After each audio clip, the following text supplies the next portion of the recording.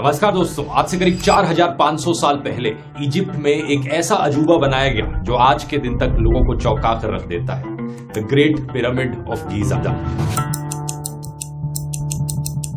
147 metre की height पर बना इंसानों के द्वारा बनाई गई ये सबसे ऊंची चीज थी करीब 4000 सालों तक। इतने भारी भरकम पत्थर इसे बनाने के लिए इस्तेमाल किए गए थे कि इस पूरे पिरामिड का वजन 6 मिलियन टन बताया जाता है। इसे आप कंपेयर करो आज के दिन की सबसे ऊंची इमारत बुर्ज खलीफा से, जिसका वजन सिर्फ 5 लाख टन है। सबसे हैरान कर देने वाली चीज यहाँ पर यह है, हुई गर्मी में तूफान आए, बारिश आए, वेदरिंग हुए, दुनिया में कोई भी इतनी बड़ी, इतनी पुरानी चीज नहीं है जो आज तक सरवाइव कर पाई हो। तो आखिर कैसे हो पाया ये सब, आइए समझते हैं दोस्तों इस पिरामिड का रहस्य आज के इस वीडियो में।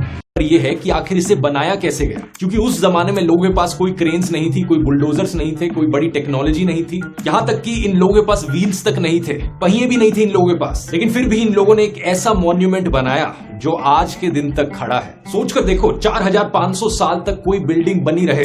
The Great Pyramid is arguably the most enigmatic structure on the face. ये पिरामिड नाइल नदी के किनारे लोकेटेड है, उसके वेस्ट बैंक पर। और अगर आप फोटोज और वीडियोस में देखोगे आपको दिखेगा कि ये एक इकलौता पिरामिड नहीं है। इस जैसे दिखने वाले 2 और पिरामिड्स दिखते हैं, सेम जगह पर बनाए गए हैं। इन तीनों में से सबसे ऊंचा है the great pyramid of Giza, जिसे हम पिरामिड ऑफ खुफू भी कहते हैं। इससे छोटा है पिरामिड ऑफ खाफरे, जो सेकंड लार्जेस्ट पिरामिड है इजिप्ट में। कहा जाता है कि खुफू के बेटे खाफरे ने उसे बनाया। और तीसरा और सबसे छोटा पिरामिड है इनमें से द पिरामिड ऑफ मेनकौर है, बताया जाता है खाफरे के बेटे ने बनाया। उस जमाने में बनाए गए ये इकलौते मॉन्यूमेंट्स नहीं है, इसके अलावा है द ग्रेट स्फिंक्स, कई और बरियल टूम्स, कई और छोटे पिरामिड्स। टोटल में बताया जाता है 118 पिरामिड्स हैं, अलग अलग शेप्स और साइजेस के। इनमें से कई पिरामिड्स टूटकर वेदरिंग की वजह से मलबा हो चुके हैं, बहुत कम अच्छी कंडीशंस में बचे हैं। और शायद सबसे अच्छे वेल प्रिजर्व्ड यही 3 पिरामिड्स हैं, specially the great pyramid of Giza. क्या कारण था इन्हें बनाने के पीछे? वही कारण जो बहुत से और एंशिएंट मॉन्यूमेंट्स को बनाने के पीछे कारण था। इन्हें एक मकबरे के तौर पर बनाया गया था। ये एक